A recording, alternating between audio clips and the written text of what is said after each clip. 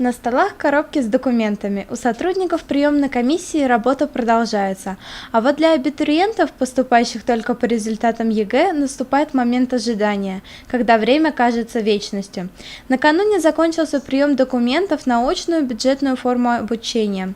И уже сегодня будут известны списки поступающих с указанием суммы конкурсных баллов, количества баллов за каждое вступительное испытание и за индивидуальное достижение.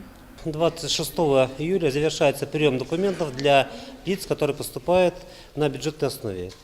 Но, тем не менее, прием документов у нас для поступления по заочной форме обучения, для желающих поступить на договорной основе будет продолжаться.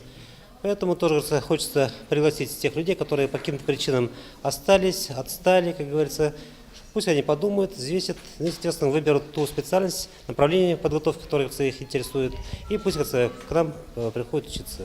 28 июля завершается прием заявлений о согласии на зачисление от абитуриентов, имеющих особые права и поступающих в пределах квот целевого приема, если они подали заявление о приеме в 2 или более вуза.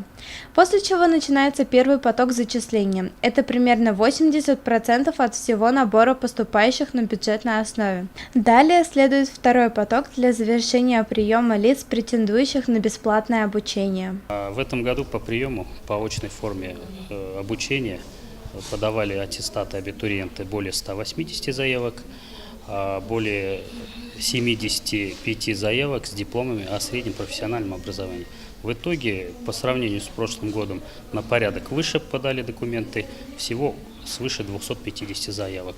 Если мы будем рассматривать заочную форму обучения, то с результатами ЕГЭ аттестаты подали абитуриенты 60 заявок, и общее более 300 заявок. Работа приемной комиссии на этом не заканчивается. Двери Сибайского филиала Башкирского государственного университета открыты для всех желающих получить заочное образование. Александра Половнева, Антон Шерстнев, Олег Кадыров, Любовь Карпова, телекомпания СТВ.